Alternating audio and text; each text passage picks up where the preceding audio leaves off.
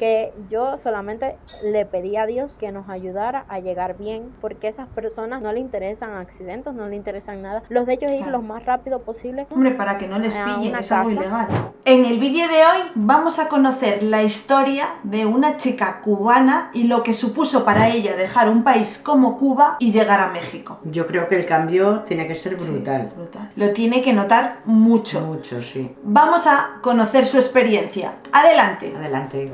Hola a todos, bienvenidos a un nuevo video. Para los que no me conocen, soy Erika Danis, una cubana que actualmente vive en México. Hoy estaré compartiendo con ustedes una de las experiencias más desafiantes y difíciles de mi vida. Mi travesía de Cuba a México.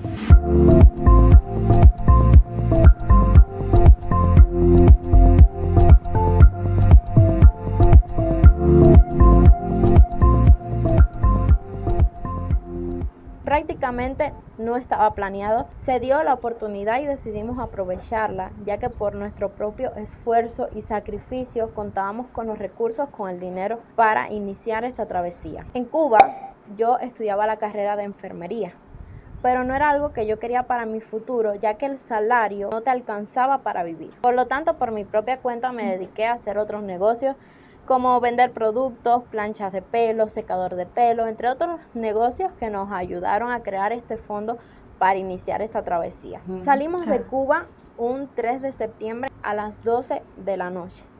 Para mí la decisión fue muy, pero muy difícil, ya que yo dejaba a la persona más importante de mi vida, que es mi abuela, que me crió desde que tenía un año. Era muy difícil separarme de ella, porque nunca habíamos estado tanto tiempo lejos, pero esta vez no iba a ser como las demás, esta vez iba a ser mucho tiempo, prácticamente años. Una vez que decidí dar el paso, ya en el avión sabía que no había vuelta atrás. Llegamos a Nicaragua a las 5 de la mañana, donde habían grupos de personas que al igual que nosotros estaban esperando porque un desconocido viniera con tu foto, te reconociera y ahí iniciar el viaje. Fueron 4 horas en carro hasta llegar a un lugar donde nos estaban esperando para cruzar la frontera de Nicaragua con Honduras. Una vez que ya la cruzamos, había un bus el cual estaba esperando que grupos de personas se reunieran de distintos coyotes. Una vez que ya se llenara el bus, iniciaba el viaje rumbo a la frontera de Honduras con Guatemala. Fueron alrededor de 16 horas entre montañas muy elevadas. El chofer manejaba como loco, la velocidad era ahí todo el tiempo, no paraba, hasta llegar a ese punto donde nos estaba esperando una persona para cruzar por el monte. Aquí les voy a estar dejando las imágenes. Cruzamos por puentes, cruzamos por ríos, caminamos, prácticamente fueron 20 minutos hasta llegar a un carro que nos estaba esperando para llevarnos a un hotel en Guatemala.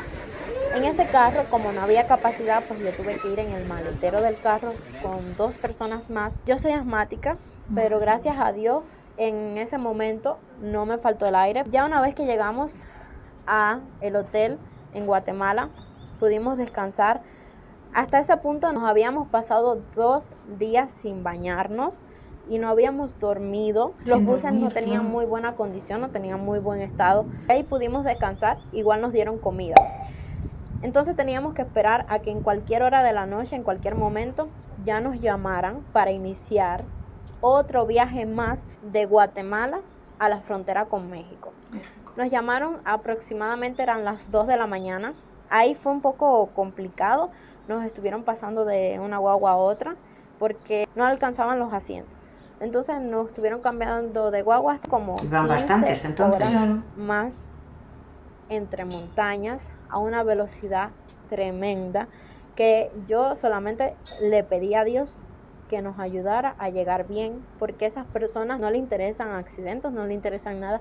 Los de ellos ir lo más rápido posible. Una vez que llegamos, hombre, para que no les pillen, es algo ilegal. Ahí en esa casa habían entre 100 y tantas personas, hasta esperar a que llegara una persona que nos iba a cruzar el río para ya estar del otro lado en México. Bueno, pues ahí vino lo peor. Bueno, como les decía, ahí empezó la peor parte. Llegamos al río donde tuvimos que hacer una cola para poder montar en las balsas improvisadas diseñadas por ellos mismos. Una vez que cruzamos, que ya estábamos del otro lado del río, ahí teníamos que esperar por unas camionetas. Esas camionetas demoraban en llegar hasta el punto que nos cogió tremendo aguacero.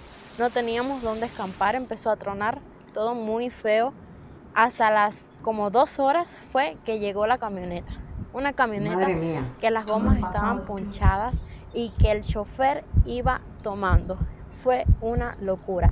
Iba a una velocidad sin parar, donde cogía los baches y nosotros saltábamos, porque en esa camioneta íbamos 13 personas en la parte de atrás, contando a un niño, y 4 en la parte de adelante.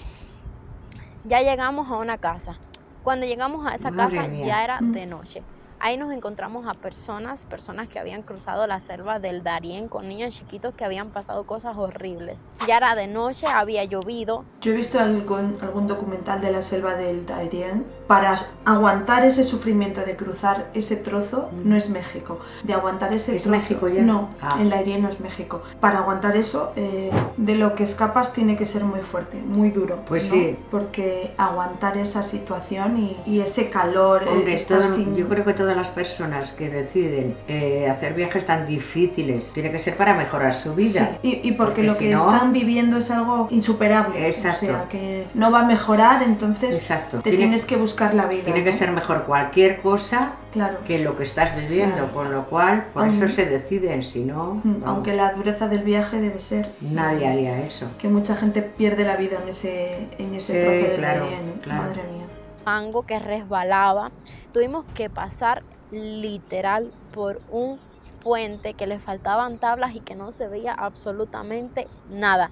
Lo único que se escuchaba era el sonido del río pasando por debajo del puente.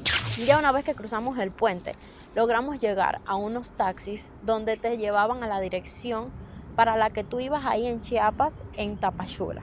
Bueno, en total fueron 4 días que fueron prácticamente una locura, pero lo importante es que logramos llegar y llegamos con vida, llegamos sano y salvo, no tuvimos ningún accidente, gracias a Dios, pero sí es algo que no se lo recomiendo a nadie. Yo lo hice, les cuento mi experiencia, pero no se lo recomiendo a ninguna persona. Al día de hoy me encuentro en Ciudad de México, en un pueblo que se llama Texcoco, que es hermoso, pero para llegar hasta aquí tuvimos que hacer otra travesía de Chiapas a Ciudad de México.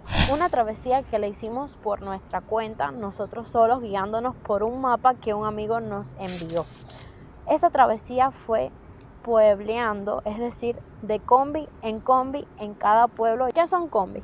Combis son como unas pequeñas guaguitas, unos pequeños buses donde caben alrededor de 15 personas más o menos. Les voy a poner aquí unas imágenes para que vean lo difícil que fue, donde nos quemamos al sol, donde caminamos hasta 30 kilómetros, pleno mediodía con un sol terrible, donde también nos encontramos personas que nos estafaron, que nos mintieron, como taxistas que nos dejaban como a 10 kilómetros antes de pasar el retén, y una vez que pasábamos el retén no habían taxi, no había nada para agarrar hasta el siguiente pueblo. La situación fue deteriorante, estábamos muy cansados, muy agotados, estábamos quemados del sol. Ahí también tuvimos nuestras malas experiencias. Nosotros, el objetivo era avanzar y avanzar todo el tiempo, pero llegó un momento que íbamos a llegar a un pueblo que se llama Juchitán, pero nos cogió la noche en medio de la nada.